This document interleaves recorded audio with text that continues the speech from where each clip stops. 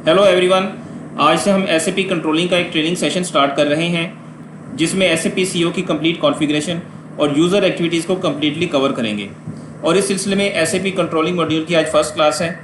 इससे पहले SAP financial accounting की ट्रेनिंग हम ऑलमोस्ट कंप्लीट कर चुके हैं और इस कोर्स की तमाम वीडियोज़ हमारे चैनल की प्लेलिस्ट एसएपी एफआईसीओ ट्रेनिंग में पड़ी हैं। आप वो वीडियोज़ देख सकते हैं।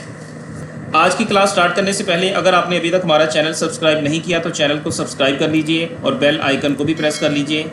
एसएपी सीओ भी एसएपी ईआरपी सिस्टम का एक मॉड्यूल है जिसकी वर्किंग एसएपी एफआई मीन्स के फाइनेंशियल अकाउंटिंग के साथ साथ होती है, जिसमें आप किसी भी कंपनी की फाइनेंशियल पोजीशन का एनालिसिस कर सकते हैं। एसएपी सीओ मॉड्यूल में हम इंटरनल रिपोर्टिंग और मैनेजमेंट अकाउंटिंग को कवर करते हैं। एसएपी सीओ में किसी कंपनी की कॉस्ट से रिलेटेड बिजनेस ट्रांजैक्शंस को प्लान, रिकॉर्ड और ट्रैक किया जाता है और इसके साथ साथ फाइनेंशियल रिपोर्टिंग के लिए रिक्वायर्ड कॉस्ट को मैनेज और मॉनिटर किया जाता है। तो इस सिलसिले में हम आज का सेशन स्टार्ट करते हैं। एसएपी कंट्रोलिंग की आज फर्स्ट क्लास में जो टॉपिक्स हम कवर करेंगे उनको हम डिस्कस करते हैं।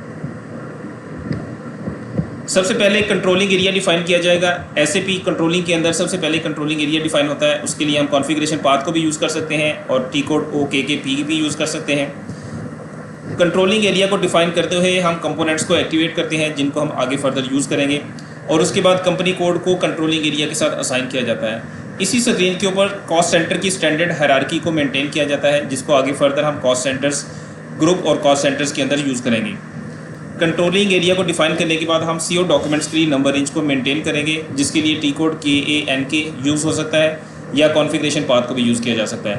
अब एसएपी सिस्टम के अंदर प्रैक्टिकली वर्क स्टार्ट करते हैं। इसमें हम SPRO में आएंगे, एसएपी रेफरेंस IMG और controlling, general controlling, organization, maintain controlling area और यहाँ मेंटेन कंट्रोलिंग एरिया को क्लिक करेंगे। अब यहाँ पे न्यू एंट्री में आएंगे। अब यहाँ पे हमारा जो कंपनी कोड है हम उसी कोड से अपना कंट्रोलिंग एरिया डिफाइन करेंगे। उसके लिए हम यहाँ पे अपना कंट्रोलिंग एरिया डिफाइन करते हैं।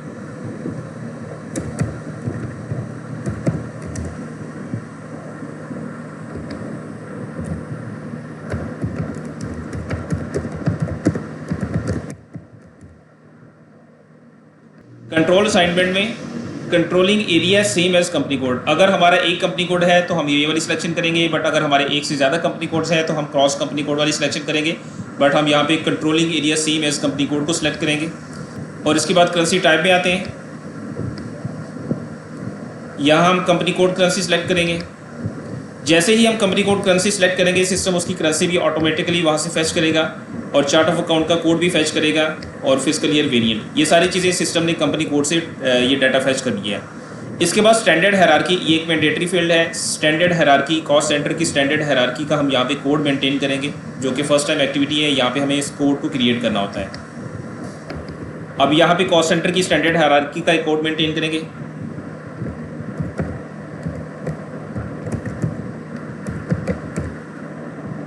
और इसके बाद एंटर करेंगे तो यहाँ पे सिस्टम एक मैसेज दे रहा है कि ये वाला स्टैंडर्ड हायरार्की पहले से एग्जिस्ट नहीं कर रहा, तो हम इसको फर्स्ट टाइम क्रिएट करें। इसको यहाँ पे यस करेंगे। अब यहाँ पे असाइनमेंट ऑफ कंपनी कोड करेंगे। न्यू एंट्री पे आएंगे। अब यहाँ हमारा कंपनी कोड आएगा। कंपनी कोड है UTCL। अब यहाँ देखिए मल्टीपल फील्ड्स हैं कंपनी कोड के लिए। कंट्रोलिंग एरिया एक है बट आगे नीचे कंपनी कोड्स डिफरेंट है। इट्स मीन कि एक controlling area multiple company codes को असाइन हो सकता है, बट एक कंपनी कोड को एक ही कंट्रोलिंग एरिया असाइन होता है। तो इसके बाद हम इसको कंपोनेंट्स में आएंगे, एक्टिवेट कंपोनेंट्स, और यहाँ न्यू एंट्री पे आएंगे। यहाँ पे फिस्कल ईयर एंटर करेंगे जब से हम इसको स्टार्ट करेंगे। सपोज यहाँ पे 2025 एंटर कर लिया। उसके बाद जो जो कंपोनेंट हम यूज़ करना चाहते हैं उनको हम एक्टिवेट करेंगे। सबसे पहले कॉस्ट सेंटर का कंपोनेंट एक्टिवेट करेंगे। अभी इनिशियल में सारे कंपोनेंट इनएक्टिव मोड में आ रहे हैं, नॉट एक्टिव है, तो इसमें सबसे पहले कॉस्ट सेंटर को एक्टिवेट करेंगे। इसको एक्टिव किया। ऑर्डर मैनेजमेंट को भी एक्टिव कर लेते हैं और बाकी आगे जब जब हमें ज़रूरत होगी जिन एरियाज़ को हमने एक्टिव करना होगा वो हम बाद में कर सकते हैं। इसके बाद इसको सेव करेंगे। अब ये डाटा सेव हो गया।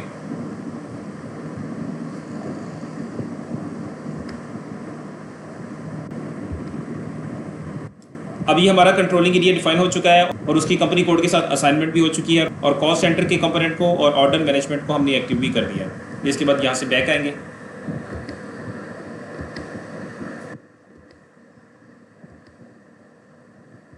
इसको क्लोज करेंगे और इसके बाद maintain number ranges for controlling document, इसमें आएंगे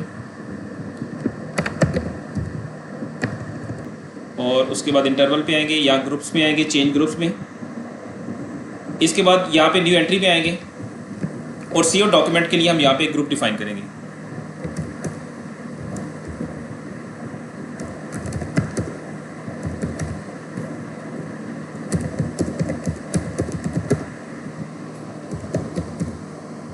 यहाँ पे हम उसका कोड मेंटेन करेंगे। 01 से हम इसको स्टार्ट करते हैं, 0100 से लेके 0199 तक। अब ये नंबर रेंज सीओ के डॉक्यूमेंट्स के लिए होगी। जब हम एफआई के अंदर कोई एक्सपेंस की एंट्री पोस्ट करेंगे by using the cost element और कॉस्ट सेंटर, तो उसी टाइम पे सीओ मॉड्यूल के अंदर भी एक डॉक्यूमेंट पोस्ट होगा और सीओ डॉक्यूमेंट जो पोस्ट होगा वो इस रेंज में से पोस्ट होगा जो अब यहाँ पे हम असाइन कर रहे हैं। इसको सेव करेंगे। ये सीओ डॉक्यूमेंट के लिए नंबर रेंज भी डिफाइन हो चुकी है। इसके बाद बैक आते हैं और यहाँ पे एक ट्रांजैक्शन होती है COIN, जो कि CO through posting from FI means के FI से जो डॉक्यूमेंट पोस्ट होते हैं CO के अंदर वो इस ट्रांजैक्शंस के थ्रू आते हैं। इसको हम यहाँ से सिलेक्ट करेंगे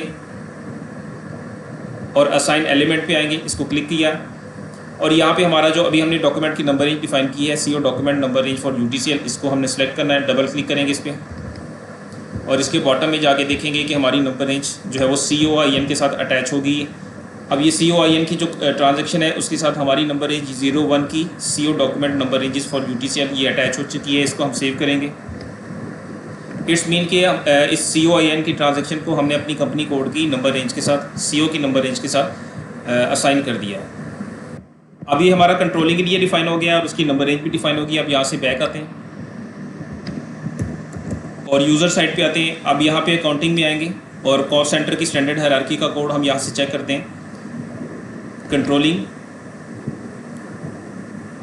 cost centre accounting, master data, standard hierarchy, OKEON। ये टी कोड होता है कॉस्ट सेंटर की स्टैंडर्ड हायरार्की को चेंज करने के लिए और ये डिस्प्ले करने के लिए।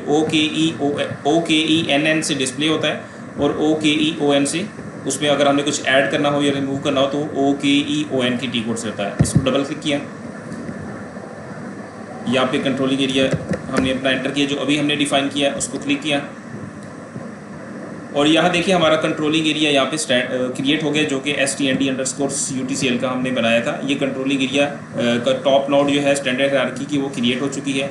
अब इसके अंदर जो कॉस्ट सेंटर ग्रुप्स बनेंगे और कॉस्ट सेंटर्स बनेंगे जिनके अंदर फिर हम पोस्टिंग करेंगे, डॉक्यूमेंट पोस्टिंग करेंगे कॉस्ट सेंटर्स को यूज़ करते हुए।